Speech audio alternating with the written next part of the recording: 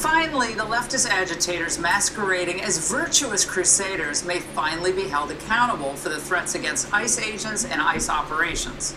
Now, last night we reported on Congressman Salud Carbajal's outrageous doxing of an ICE officer during a raid at a cannabis farm. Now, that staffer was then sent to the ER with hand injuries after he was hit by a rock from a protester. Now, our point here, everybody involved in putting this officer's life in danger should be charged under 18 U.S.C. Section 111. Otherwise, this is not going to stop, so you can make it a conspiracy charge. Now, Section 111, which prohibits forcibly impeding, assaulting, or interfering with certain federal staffers, is a serious crime. But we just learned that the DOJ is no longer playing nice here, dropping federal indictments against 9 hard-left activists early yesterday morning at their homes in Spokane, Washington. Now, all charges involved alleged unlawful interference with ICE operations at a June 11th protest and involved more protests the day before yesterday. Now, here's what went down that led to these arrests.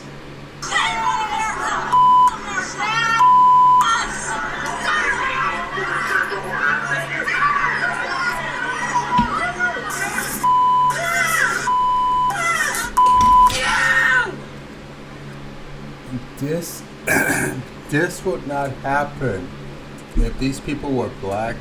This would not happen. This is automatic beat down. Give them what they want, boys. Call the Italians. There's going to be a lot of kneecaps broken. That's what would happen. There, especially being an illegal immigrant or migrants or Angelenos. This is a slap to the face to black people, you know? Racism!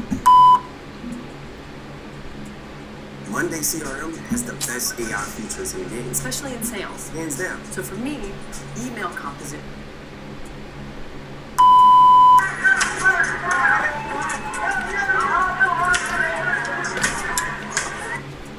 Repeatedly blocking ICE vehicles when ICE officials were inside and thus could not move. Wow. Now, the 9 suspects are exactly what you'd expect and include Ben Stuckart, a former city council president. And they got him for conspiracy to impede or injure federal officers. Then there's Jack Archer, an organizer with Spokane Community Against Racism, otherwise known as SCAR, same charges there. And Justice For All, who's a perpetual organizer who sits on the Spokane Human Rights Commission, same charges, including injury to an officer. Then there's Mickey Hatfield, same charges, with an additional charge, including intent to cause another felony or use of a dangerous weapon. Then there's Bahun Mavalawala, the son of Mahawala Sr., who was the campaign manager. Now look at those names. Pay attention to these names. Are these American names? Are these people from Mickey Hatfield, Jack Delaticio Archer? These are not black. These are not white people. These are foreigners. Benjamin Theodore Stuckert, that might be white. Jack Delitos Archer. These are not Americans. You know?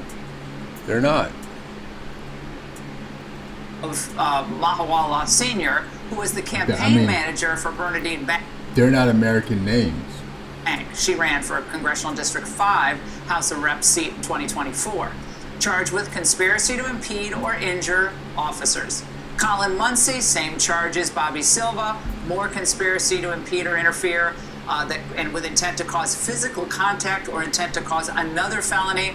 Then these two buttes, Thalia Ramirez and Aaron Lang, both charged with conspiracy to impede or injure officers. Now, court documents show the federal grand jury found that the basis for the conspiracy charges includes use of force or threats against and intimidation of federal agents. Again, in order to impede and thwart the processing and transport of federal detainees. The suspects were held in U.S. Marshals lockup in the federal building. I love that because nobody knew where they were. They were not sure where to go to protest. So most were set to be released later today, but these charges are a start. Now, a local criminal defense attorney said he expected more people would be arrested on more serious charges. Yeah. Now, of course, rather than expressing shock at the alleged unlawful conduct, the local mayor, Lisa Brown in Spokane, does the opposite, calling it a politically motivated action and a perversion of our justice system, and saying Trump's ICE is creating widespread fear across the community. Now, this is typical sanctuary mayor nonsense, putting illegals before Americans and the rule of law. And she talks about widespread fear. What do you think the people of Spokane felt when Jose Efren Gonzalez Rodriguez... Look at this. Look at this. Mexican drug traffickers caught with tens of thousands of fentanyl pills, cocaine, heroin, and stolen guns sentenced to federal prison in Washington. These are the Angelinos. Rodriguez, an illegal alien from Mexico, was sentenced to drug trafficking and firearms charges. He was caught with more than 60,000 fentanyl pills and stolen weapons. Imagine how many people he killed. Now, literally, they think that you should suffer so they can celebrate illegal aliens. That's where we are in the United States. Now, they may have the open borders Marxists on their side, but not most Americans. The new Harvard-Harris poll shows huge support for deporting criminals. Look at these numbers. 93% of Republicans support it, 70% of independents, and even 59% of Democrats. Wait. What happened to the 100%? What is this? This don't make no sense because what? Maybe it's just me. But I thought it's only supposed to be 100%. Hold on, let me see right here. We got 59 plus 93 plus 70. That's 222%. What the hell? But it doesn't matter to elected Democrats because they're trying to rebuild their credibility among their radical base. They want to turn up the rhetoric, which will only endanger ICE and also law-abiding Americans. So it's all Nazi imagery all the time for the young punks like honorary squad member Max Frost. Wow. You know. Tales about the California pot farm, which became the scene of a massive standoff between ICE agents and protesters last week. Agents managed to apprehend over 360 illegal immigrants at the farm, including 14 underage minors. And now we're learning more about the farm's owner. Glasshouse Farms president and co-founder Graham Farrar has been called a pioneer in growing so-called environmentally friendly cannabis. He has a history of donating to Democratic candidates and causes, including a hefty $10,000 donation to Gavin Newsom back in 2018. Wow. Meanwhile, Democratic California leaders are still working increased. to oppose immigration enforcement however they can. That includes Los Angeles Mayor Karen Bass, who's rolling out a new plan to give cash cards to families allegedly threatened by ICE. But we also are going to have a reinstitution of the Angelino card, something that Mayor Garcetti started during COVID, that will actually provide cash assistance to people. Because, you know, you have people who don't want to leave their homes, who are not going to work, and they are in need of cash. It's a couple $100, I don't know the exact amount, and this should be available in about a week. What? Steve, so like we talked about, you are... When the black people asked for reparations, they told them, get the F out of here. We don't got no money.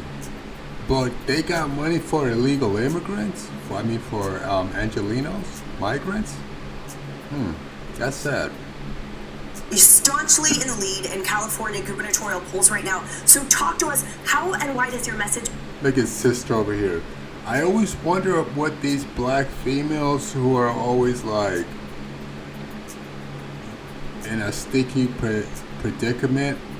I remember this black woman, she worked at the bank and she was working with a lot of racist, hardcore, racist Hispanic females. And they were tied to gangs because they'll bring their boyfriend up to the bank and they're all gangbanging and dressed in white and black, white and with their slack pants. And I was like, how are you still working there when this woman attacks, these Hispanic women attack black customers that are coming to the bank? They will attack them because they don't want black people coming to that bank. Because I told you, when Hispanics, when they become more greater in the job place, that's it. You can't go back there. You can't work there no more. You can't play lotto no more. They own that. And you're not gonna win. You know, you can't go to the bank no more. It's Hispanics only. You know, so that's how they are. They come in, they want everybody out. Just like the Caucasians, just like the Asians. You know, this is why we need to counsel people before they come to this country, because they don't share the Republican value. They come over here, they want to segregate, they want their own little circle, they only want to deal with their own people. Everybody's a sitter, nobody has no culture, they degrade people. And if it wasn't for the feds privately going out there and disciplining these people when they break the law, a lot of them, they come from monarchies. They come from king and queen. That's what they want. That's all they know. They come from communist country. They're also people who were kicked out of power in their own country. Okay, like Iran, like Afghanistan, like, you know, certain the Muslim Brotherhood, Al-Qaeda, Taliban, ISIS. These are people who are being kicked out. You know, Armenians fleeing from Armenia because of the Azerbaijan war and the Turkish war. You know, the Syrians, they're fleeing. Those Syrians don't like nobody. They get black people, they take their visas, their identity, and they lock them up under the house. When they need them on Sunday to rake the grass or babysit the kids, they bring them out. You know? So these people do not share the same values as Americans. And you can see that in the way they act when they come down here. Basically, they're strict, they're racist, they're looking for monarchy, king and queen. They're coming around saying that you're cursed because the Bible said so. So, and then you do business with them, they're trying to cheat you. You know, they don't want to cash your check. They don't want you coming into their bank. They don't want you coming into their community. Oh, this is for Pakistanians only. You know, a lot of segregation. To resonate with the majority of Californians right now on these topics. This is such a great, terrible example of what's been going wrong in California, because you've got people in charge who not only won't enforce the law, they undermine the law. And you're seeing it on this issue of illegal immigration, and it's playing out for the whole country to see. But we've also seen it on crime more generally, the way that retail theft, shoplifting's been tolerated. We've seen it on homelessness. It's illegal for these encampments to be there. They've been there for years, and these politicians have done nothing about it. Now, you have federal law being enforced by the federal administration, and they're saying, not only we're not going to help you, we're going to stand in your way, we're going to cheer on the people who are throwing rocks at our law enforcement agents, and we're going to pay for the organizations that are protesting this. And all of it could be avoided if they would just work with ICE to get these dangerous criminals out of our country. And it's not just federal law that they're breaking when they don't do that. Even state law, even the California sanctuary state law has a provision in it that allows for discretion for local law enforcement to work with ICE when you're talking about hold on. within the last when they don't do that. Even state law, even the California sanctuary state law. Hold up. Time out.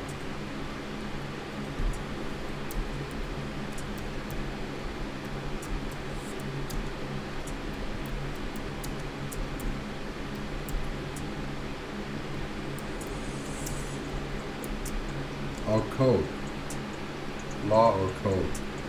California Sanctuary State Law, also known as California Value Act, SB, limits the involvement of state and local and federal restriction detention. Law enforcement cannot detain, prohibit on asking about safe space, hospital, courthouse. Oh, not the courthouse.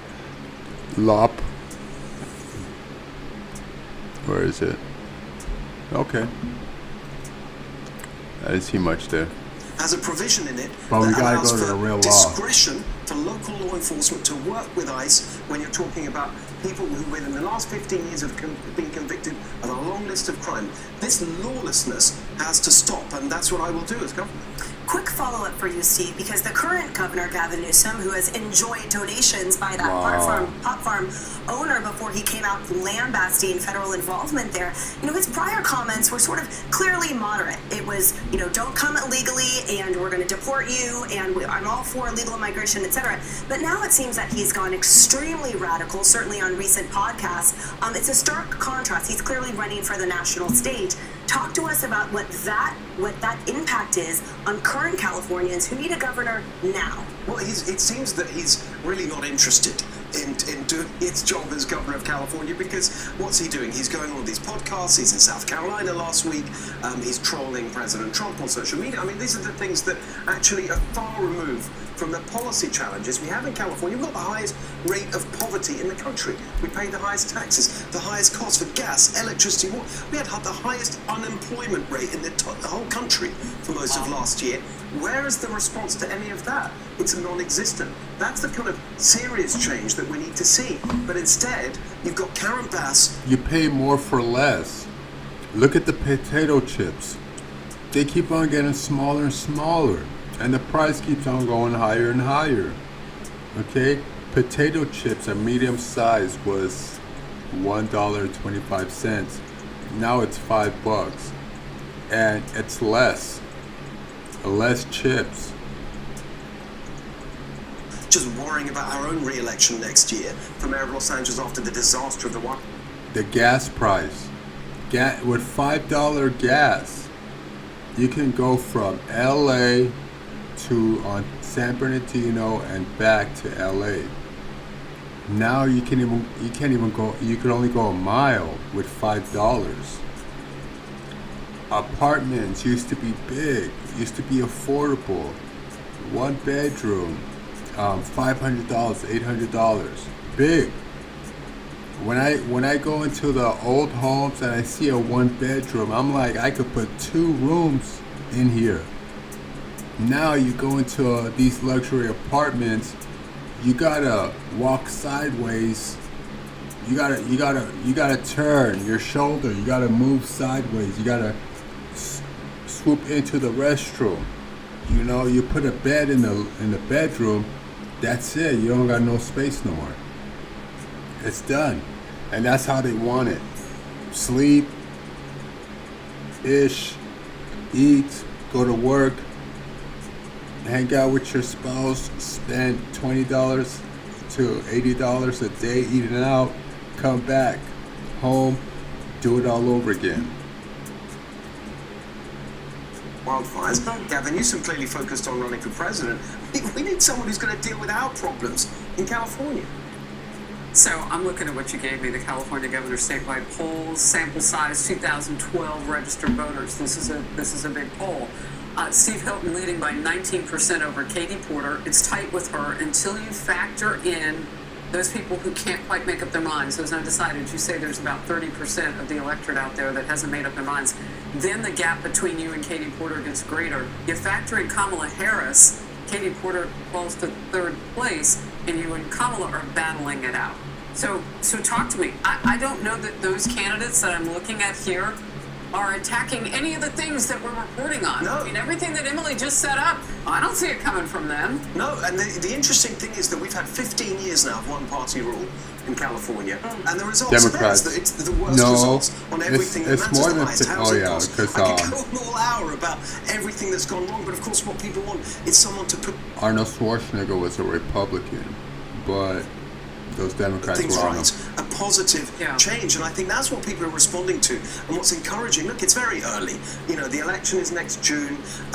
We've barely begun campaigning, but what's really clear is that I'm there as the leading challenger, which whatever the scenario is, whether it's Kamala Harris or Katie Porter, any of these people, I'm the leading challenger to this 15 years of one-party rule. By the way, it'll be a big thing for the country if we can save California. We're the fourth biggest economy in the world. Imagine how far we could power again with real positive leadership. Well, it's also just bringing sanity. Yeah, he's right.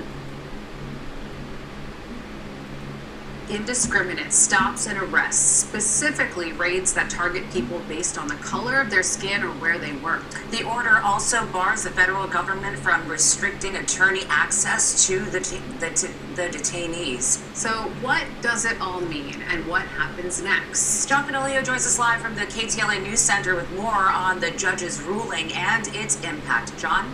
Sure, in court, this ruling came late this evening. The federal judge in this case granted 2 temporary restraining orders, directing federal agents to stop racially profiling suspected undocumented immigrants and to ensure that those who have been Hispanics begging for to stop racial discrimination. Hispanics are the most racist. I can't believe that they're complaining about racial discrimination. They kick everybody out of the community. arrested have meaningful access to attorneys. The judge is essentially calling the government's conduct not only troubling, but possibly unlawful. After weeks of aggressive immigration enforcement, tonight a federal judge is stepping in. In a strongly worded ruling, U.S. District Judge Mame Frimpong temporarily barred federal agents from targeting immigrants without clear cause and demanded they stop denying legal access to those in custody. The decision follows a lawsuit from a coalition of civil rights groups, including the ACLU of Southern California. So there are two restraining orders that we sought and which she granted. One is to provide fulsome access for lawyers to get to arrested people that are being held in a basement in downtown after they get picked up in these. So,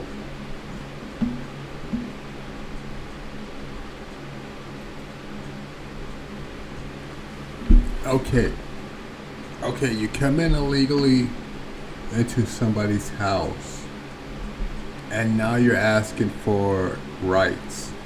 I have a right to your restroom. I have a right to order. Look at the SB 47 right here. If I enter your house and stay for 7 minutes, I automatically can claim and order. Yeah, bro, you came in illegally. You don't have no rights. Yeah, I have a right because I worked hard. I cleaned up your yard. Yeah, but I paid you. But don't be mean. You know, I have rights. Sir, you're in my house illegally. I don't think you have rights when you go inside somebody's house illegally. You have adverse possession, which is to seize, take, and everything else.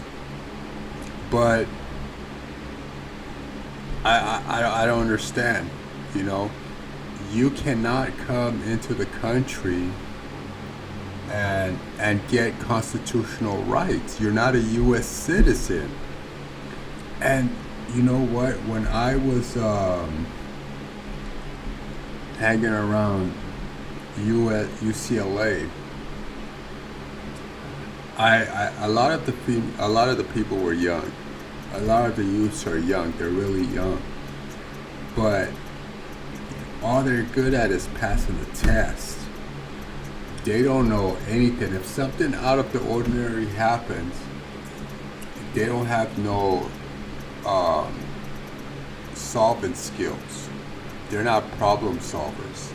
And this is, where's the answer? What do I do? How do I do it?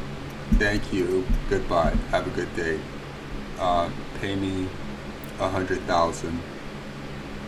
You know, every 3 months. That's how they are. They don't really get involved. They don't really expand their horizon. It's just like they just take in information and they memorize it because they're lazy to go back to the book to look. So that's why their memory works so good. And you know, they really don't know or understand the federal law and the state law, especially when California is making its own codes. We just did the last video, we defined Sanctuary City, we defined Los Angeles, we defined Angelo, and what do you call it? Angelinos. We defined all of it so that you could know what's going on. And only a United States citizen has due process. You can't come from another country illegally and then say you have rights. You get to speak to a lawyer, so the lawyer will let you go free, thinking you're going to come back to court, but you never do. It's out of control. These raids. So those people have to get, attorneys have to be able to access them. The judge ruled that ICE and Border Patrol and these immigration agents cannot stop people solely based on their perceived race or the language that they speak. They're going to stop them. What kind of work they do, or the location where they're at. They have to have some other information that provides them reasonable suspicion that they're in the country unlawfully.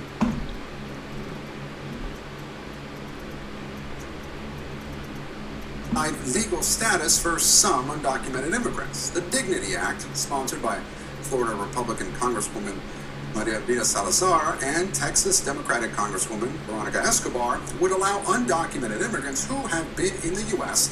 since before 2021 to apply for up to 7 years of legal status with work authorization.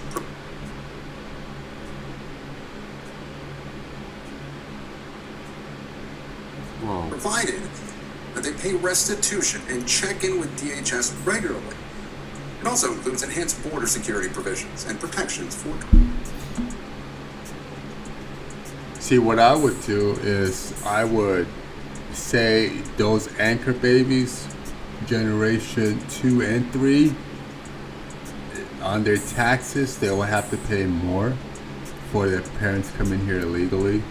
And then second, they would have to pay a fee for the rest of their life of $200 or $300 or a percentage, you see. So it will also help us out in cutting the budget, because most of that money, they send it back home. Yeah, it's for a good purpose. That's why it might just be, you know, for the first 6 months, you know, they'll charge you. Dreamers. At a press event today, Salazar was quick to point out that the bill does not include a pathway to citizenship. She insisted the bill does not provide amnesty. Remember that dignity is not amnesty. It does not have path to citizenship. We're not talking about becoming Americans. We are trying to just bring them out of the shadows and Look, wait, let's look at her name. remember Salazar. The dignity is not amnesty. It does not have path to citizenship. Oh, she's a Republican. Okay. Maria Elvira Salazar. Wow.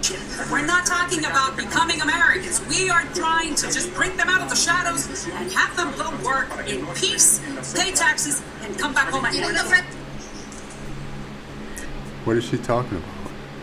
And joining me now is Florida Republican Congresswoman Maria Salazar in studio. Congresswoman, really appreciate your time on a significant day for you. Look, we have seen different immigration reform plans fail in Congress before. This Dignity Act, you put forward something similar back in 2023, I believe. What makes this attempt different? Everything in life is timing, and everything in politics is timing, and this is the time for something like this. The border is secured. The BBB assures $150 billion for border security in the southern border. Now is time to have a national conversation as to what are we going to do with those people who have been here for more than 5 years. They are needed in the economy. They don't have a criminal record, and they are needed. So dignity is the best solution. It's not path to citizenship. It's not amnesty. It only lets them stay, work, and pay taxes. I thought it was interesting. I was hearing, I believe, and correct me if I'm wrong here, but if they pay $7,000 over 7 years, and 1% of their income or their salary over 7 years, we're talking about two pots of money. One $50 billion that we're going to give back to the Treasury, and the other one is $70 billion that we can use to re-educate or retrain American workers. It's a lot of money. what makes you think that the Trump administration will go for this? Because Trump first of all, President Trump is a businessman. He's the construction guy. He said it, that the construction, hospitality, and agricultural are needed. He understands it. And this is the moment where now the border is sealed, and after the BBB, he has that ability. I said it in my... Well, she has a good plan, but if they came in illegally, they gotta go. That's what they're saying, not me. So she's trying to push something different. Over here.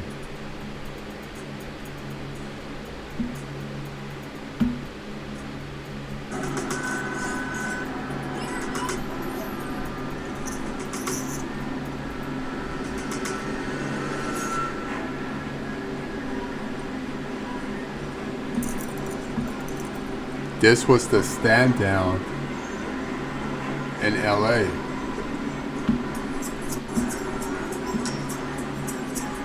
So if he ordered the removal of 2,000 National Guards, that means he's bringing in 2,000 Marines or 4,000.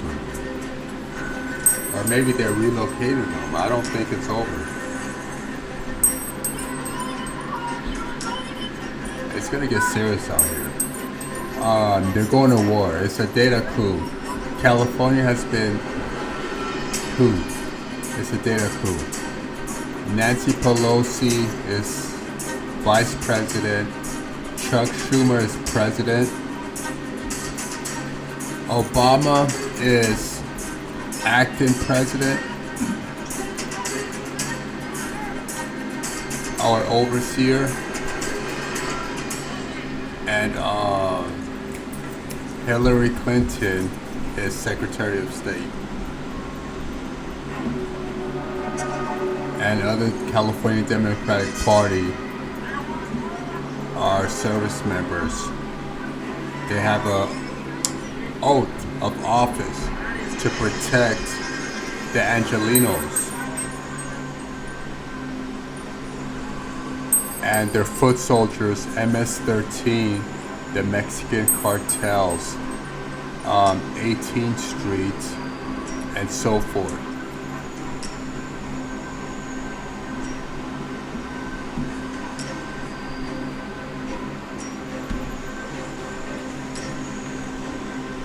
Uh-oh.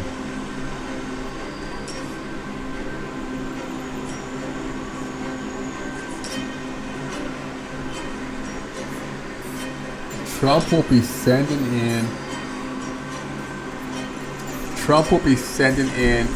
50,000 military men.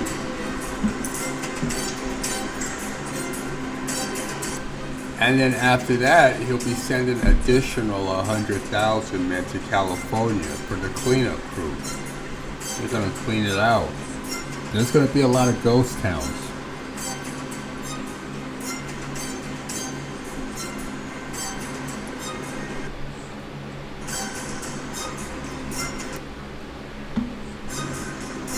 Sorry, so we're up late tonight.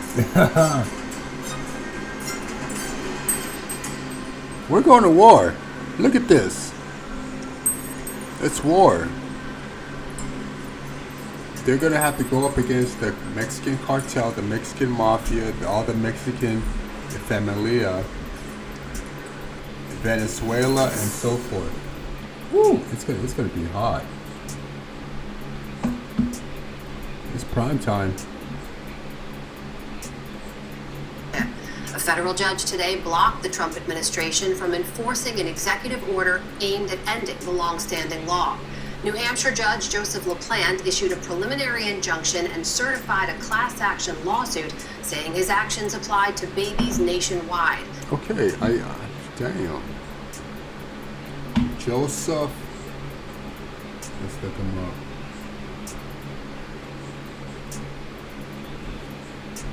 Joseph.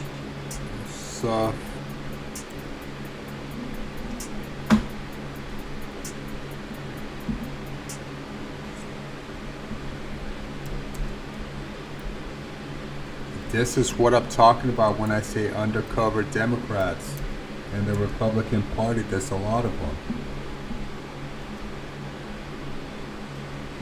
Oh, it's this guy. Oh, okay, yeah, we already spoke about this guy, yeah. Oh, yeah, you already know he's Ashkenazi. This is Ashkenazi / Irish, maybe. You know he's getting paid.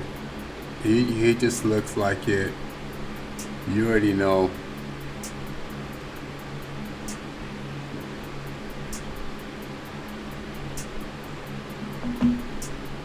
Oh, he also, George W. Bush was a Republican, though.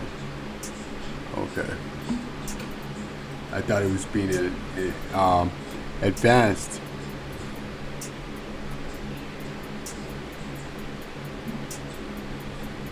It says that Joseph LaPlante, and maybe it's Italian, a federal judge in New Hampshire, issued a ruling on Thursday blocking President on Thursday.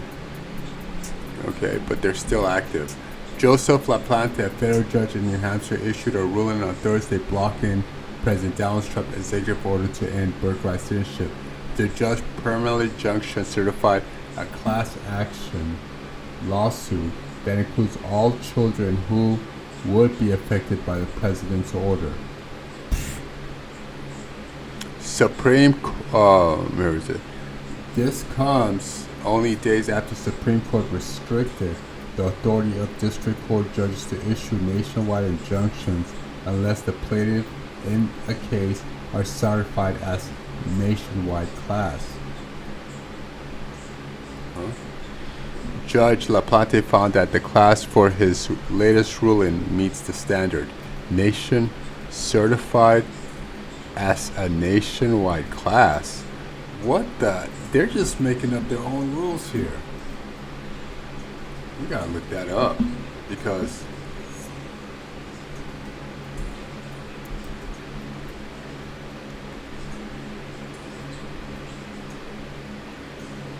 to be certified as a nationwide class in the context of a class action lawsuit means that a court has formally approved a lawsuit to proceed on behalf of a large group of individuals or entities across the United States who share similar legal claims against the same defendant. Wow. You see?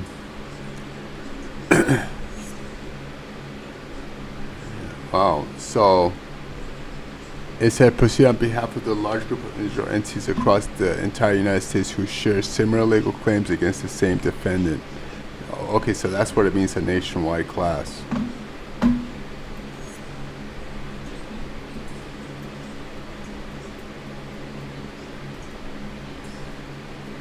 And we're back to our story. Ordinary guide. Before I begin, my lawyer has suggested that I make these two disclaimers. Number one, this is a work of satire. This does not constitute real advice, and I do not advocate for the overthrow of any sovereign states. Number two, any firearms used in the course of this video are replicas. If anyone from the British government is watching, JK, this is a gag. Please don't send anyone to my bloody house. Alright, let's coup this thing. To coup or not to coup? That is the question that we will be answering in this video. And if you're man enough, the answer is yes, you can. Whether you're a CIA operative, a wannabe dictator, or just a bloodthirsty warlord with a box full of AKs and a dream, a coup d'etat is your fastest way to secure a throne all your own. There's no election, there's no line of succession, and really, is there anything cooler than being able to say you stole a whole goddamn country at gunpoint? Of course, a coup is a high-risk, high-reward strategy. There are no prizes for second place. There are winners, and there are dead guys. Successful coups have been on the decline for the last 50 years, and that's because most of them haven't followed my foolproof 7-point plan. I have conducted a pretty much rigorous statistical analysis of everything that can be considered a legitimate coup attempt since 1945. I've crunched the numbers, assessed the assassinations, and rummaged through the regime changes to create this guide, How to Do a Coup in 7 Easy Steps. Wow. Wondering when the capital gains tax applies? Let's look at it together in this edition of Tax Tips by TurboTax. You know the feds are watching him. You know he's on the terrorist list. Look, I'm going to level with you. If you are dead set on coupping your own country, your chances for victory are not good. Out of all 989 global coup attempts that I have personally assessed, around 444 were successful. Now, that is a 44.83% success rate. And if you like those odds, then hey, you might be just the kind of guy who can make a coup happen. But the successful coups are weighted towards the distant past. 1955 to 1975 was the golden age of coupping, and successful attempts have been in stark decline ever since. Throughout most of the 21st century, your chances for triumph were lower than they ever have been. That's the bad news. The good news is that recently, successful coups have been on the rise. Bully for you. And if you identify... Yep, successful coups. So we're trying to see what a coup is. How does a coup work? What's going on? This is the Turkish coup attempt unfolded. Look at this. So there's protests going on. You see, that's what we're having right This now. didn't seem right in Istanbul and Ankara. People began to notice the sounds of jets and gunfire. Fighter jets were seen flying low. Soldiers blocked roads and bridges with tanks, preventing access to vehicles. People realized something was up. Soon after, military helicopters and jets began firing on people and targeting state buildings. Several government headquarters were bombed or raided by soldiers, including media outlets. This is how a coup works. This is what we're looking at. Everyone was patiently anticipating How an coups official work. statement by the government on what was happening. At about 11:30 p.m., Turkish PM Binali Yildirim announced a certain group within the military was attempting to overthrow the government. He called the attempt illegal and said those involved would be gravely punished. Meanwhile, the Turkish armed forces announced it didn't support the coup. At 12:13 a.m., coup members used the country's public broadcaster, TRT, to announce martial law and a curfew. See that? Martial law and a curfew. Remember this. This is how it starts. The political administration has lost all legitimacy and has been forced to withdraw.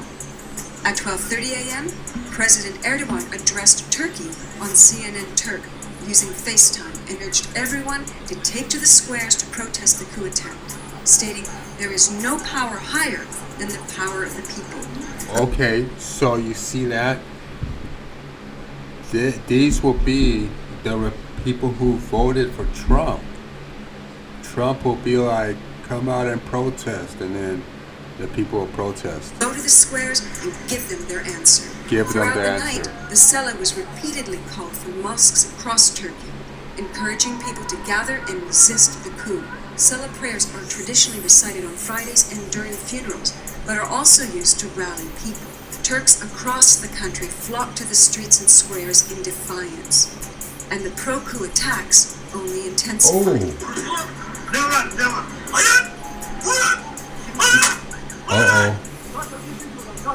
Soldiers were now firing on demonstrators, running them over with tanks. And jets repeatedly bombed the Turkish parliament building while lawmakers were still inside. But despite the soldiers' hostility, protesters were adamant on resisting and spent the night demonstrating. Get At ready. 3:20 a.m., Erdogan finally lands in Istanbul. Police forces carried out several operations that night, and in a couple of hours, police began detaining pro-coup soldiers and taking back control of seized areas. Pro-soldiers. Turkey says the coup was orchestrated that night, and in a couple of hours, police began detaining pro-coup soldiers and taking Could you believe that? back control of seized What? areas. A soldier. Turkey says the coup was orchestrated by a group known as FETÖ, whose leader No, he's a Democrat. is Fethullah Gulen. Okay, hold up. Let's look at this. You gotta connect them.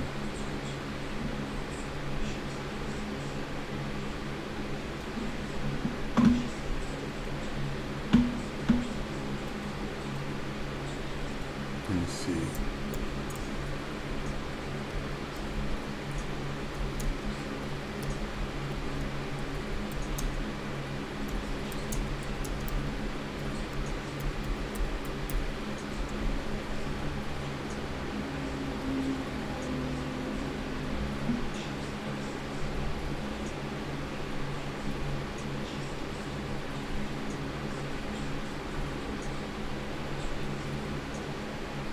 Okay, yeah. It's kind of they're kind of like Democrats, you know. Well, they're not Democrat while he advocates for democracy. So there we go. And interfair dialogue. He is a religious leader and the founder of Gulen movement, which has been described as a complex mix of religion, social, and sometimes political activism. And that's the Democratic Party, because it's a mix of different race, internationals, social, and political. So they promoted democracy. We know what democracy means: democratic, tolerance. So basically,